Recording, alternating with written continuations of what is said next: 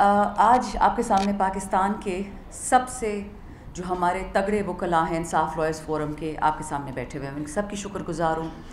خان صاحب کی ایک کال پہ ILF نے لبیک کہا اور ہم نکلے سارے پاکستان میں۔ اس وقت تک تقریباً 96 ILF کے کنونشنز ہم نے سارے پاکستان میں کروا دیے۔ ہمیں جو ایک تھیم خان صاحب نے دی تھی وہ تھی انصاف کو انصاف دو۔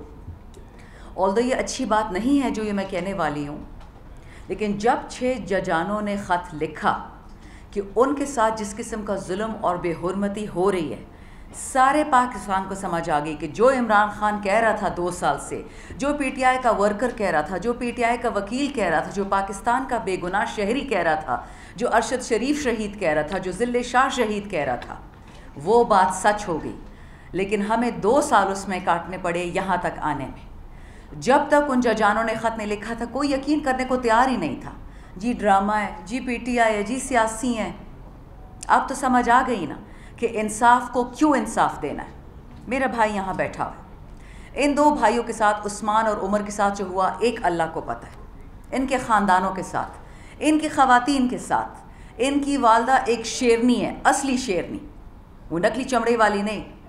انہوں نے بیٹوں کی قربانی دی بٹ عمران خان کی قربانی نہیں دی۔ یہ ہوتا ہے وطن سے پیار۔ یہ جو ڈیسپریشن کی کہانی ہے نا، یہ صرف اس لیے ہے کہ یہ 2 3 4 چور خاندان جو پاکستان پہ براجمان ہیں پچھلے 40 46 سال سے، اگلے 40 46 سال یہ ہمارے سر پہ بیٹھے رہے۔ 2 سال میں انہوں نے جو پاکستان کے ساتھ بربادی کی، ہم 17 ارب ڈالر کٹی میں چھوڑ کے گئے تھے، فالتو پیسہ۔ میں اس پیسے کی بات نہیں کر رہی ہوں جو ورلڈ بینک نے دیا، جو ہم نے قرضوں میں دیا، یہ اس پیسے کی بات کری جو ان کی جیب میں ہم نے چھوڑا تھا۔ اور آج پاکستان کو دیکھیں، آپ کی جیبوں سے سارا پیسہ اب جائے گا، ان کے مہنگے جوتے خریدنے، ان کے مہنگے کوٹ خریدنے، ان کی باہر کے عمرے، ان کی شیشیاں، ان کے گھر، ان کی گاڑیاں۔ شکر الحمدللہ کہ جو بات خان صاحب نے 25 مارچ 2022 کو کہی تھی، کہتے مجھے تو ہٹا دیں گے، میں برداشت کر لوں گا، میری عوام نہیں برداشت کر پائے گی۔ آج پوری عوام ایک ہی جگہ پہ کھڑی ہے، چاہے وہ پیپل کی ہو، چاہے نون کی ہو، چاہے وہ فیک کی ہو۔ ان کو کوئی جھوٹا ووٹ نہیں دیتا۔ آپ مجھ سے لکھا ہوا لے لے، جب یہ شیطان مردود اپنے اللہ کے پاس جائیں گے، ان کے پاس جو جنازے والے بھی آئیں گے نہیں، وہی لوگ ہوں گے وہ پیڈ ایکٹرز جو ان کے لیے آج کل TV پہ شارٹس کر رہے ہیں۔ ان کا جنازہ کوئی نہیں پڑھنے کے لیے ہوگا۔ انہوں نے اتنا ظلم کیا ہے پاکستان کے ساتھ، عورتوں پہ ہاتھ اٹھاتے ہیں، بچوں پہ ہاتھ اٹھاتے ہیں۔ ووٹ آف نو کانفیڈنس، یہ جنرل باجوہ اور یہ سارے چور یہ اکٹھے ہو گئے کیونکہ بائیڈن کا آرڈر تھا۔ بھئی بائیڈن خدا ہے کہ خدا ہے؟ ملک کا بیڑا غرق کر دیا۔ اچھا آپ کو عمران خان نہیں پسند، اس کو ہٹا دیا، بہت اچھا کیا، ووٹ آف نو کانفیڈنس کیا، دل میں ٹھنڈک آ گئی، لوگوں کو خرید دیا، بیچ دیا۔ الیکشن کیوں نہیں کروائے؟ کون روک رہا تھا آپ کو؟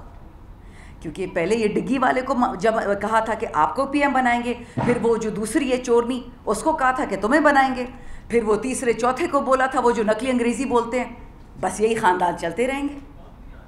اگر ان لوگوں کو PTI سے دشمنی تھی، میں نے یہی بات اس دن اسمبلی میں کی تھی، یہاں پھر کر رہی ہوں، PTI سے تو دشمنی سمجھ آتی ہے، یہاں چور نہیں ہے، اچکے نہیں ہے، ڈاکو نہیں ہے، قاتل نہیں ہے، کیونکہ یہ جو سب کچھ ہوا ہے، یہ 25 مئی، یہ 9 مئی، یہ ذل شاہ، یہ ارشد شریف، یہ خان صاحب پہ گولیاں چلانا، یہ ڈاکٹر یاسمین، یہ صنم جاوید، طیبہ راجہ، عائشہ بھٹا، ختیجہ شاہ، بتھیروں ہمارے ہزاروں ورکر پڑے ہوئے، شہریار افریدی، علی محمد خان، اسد کیسر، شیر افضل مروت، جنید اکبر، عامر ڈوگر۔ آج ہمارے امیر سلطان کو اٹھا لیا، جنگ سے 3 دن ہو گئے ہمارے MNA۔ کیوں؟ کیونکہ سپریم کورٹ نے بولا کہ جو انڈیپینڈنٹ کینڈیڈیٹس ہیں وہ اپنی مرضی کی پارٹی جوائن کر لیں۔ سپریم کورٹ نے بولا ہے۔ بلہ چھین لیا، ہمارے کاغذ چھین لیے، تجویز کنندہ، تائید کنندہ چھین لیا، زندگیاں ہماری چھین لی، ہمارے ورکر چھین لے، اور کیا چھیننا ہے؟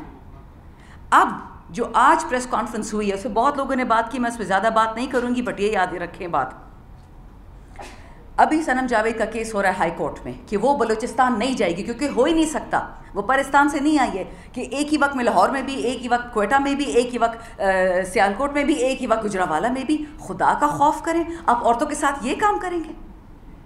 اس کے بعد یہ جو ماشاءاللہ انہوں نے خان صاحب پہ جھوٹا آرٹیکل 6 لگانا ہے، آرٹیکل 6 تو ان پہ لگے گا جب یہ سائفر ابھی تک کھلا نہیں ہے۔ جس دن یہ ہاتھ میرے لگانا سائفر، میں خود اس کو چھاپوں گی اخبار میں، لیکن کبھی اللہ ہمیں دے وہ سائفر۔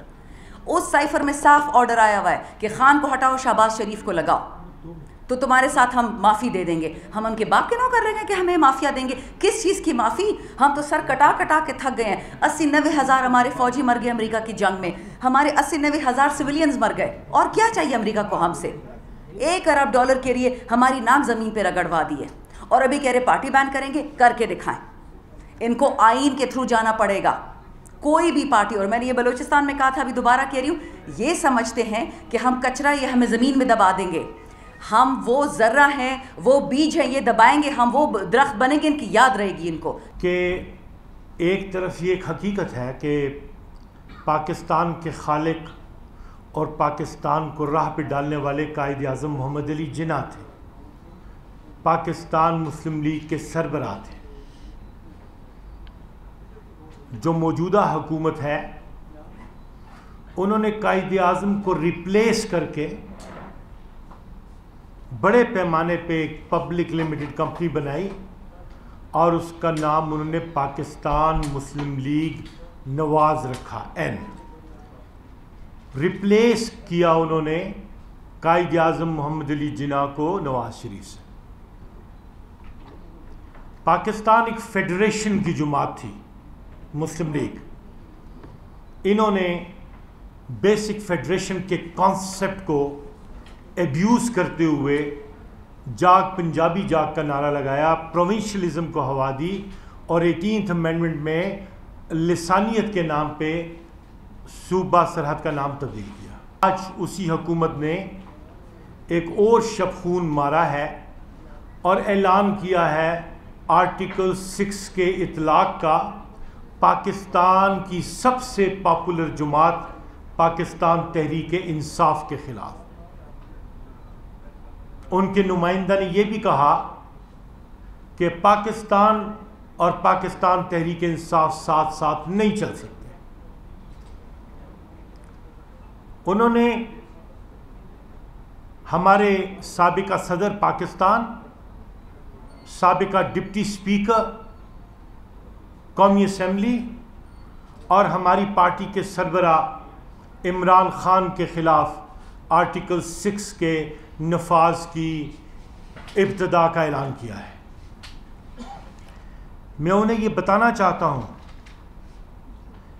کہ میاں نواز شریف کی طرح ضیاء الحق کی پیٹرنائزیشن سے عمران خان برسر اقتدار پہ نہیں آیا. 22, 23, 24, 25 سال کی شبانہ روز جد و جہد اور آہ سحرگائی کا نتیجہ تھا کہ اس نے پورے پاکستان کو اپنے ساتھ لیا اور تبدیلی کی خواہاں ہوتے ہوئے انصاف کے نفاذ کے لیے جد و جہد کی تھی.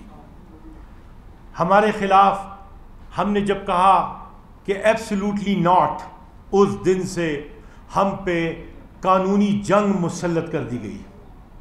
ایک ہوتا ہے وارفیئر, ایک ہوتا ہے, انہوں نے نئی اصطلاح استعمال کی ہے لا فیئر. مقدمات میں الجھاؤ, انہیں عوام سے دور کرو, انہیں جیلوں میں ڈالو, ان کے بنیادی حقوق سلب کرو.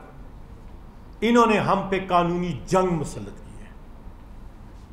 ہم نے پہلے دن سے ایک بات کی تھی کہ ہماری کمٹمنٹ انصاف کے لیے ہے, ہم رول آف لا کے لیے کام کر رہے ہیں.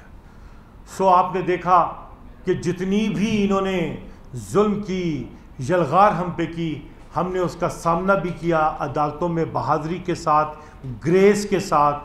اور ہماری نیت, ہماری سوچ, ہماری فکر اتنی جامع ہے کہ ہم نے اب تک ہر قانونی محاذ پہ جہاں مقدمات کو سنا گیا ہے, ہم اپنا کیس کنسٹرکٹ کرنے میں, بلڈ کرنے میں اور کامیابی حاصل کرنے میں کامیاب رہے ہیں.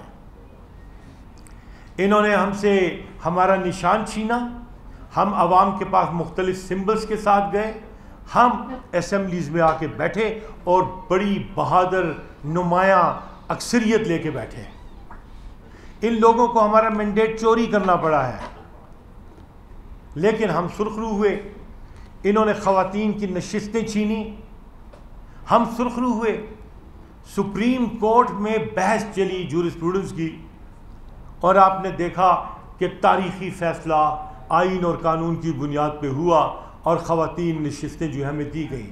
اب بات یہ ہے کہ آرٹیکل 6 کی شاید بنیاد کو یہ نہیں سمجھ رہے. سپریم کورٹ کے فیصلے کو فرسٹریٹ کرتے ہوئے ان ممبران کو حکومت میں لانے کی بجائے ان کا راستہ روکنا بھی آئین کو ڈیفیٹ کرنے کے مترادف ہوتا ہے، جسے ہم غداری کہتے ہیں. 1956 کے آئین کی طرح اور 1962 کے آئین کی طرح کسی فرد واحد نے پاکستان کو یہ آئین نہیں دیا.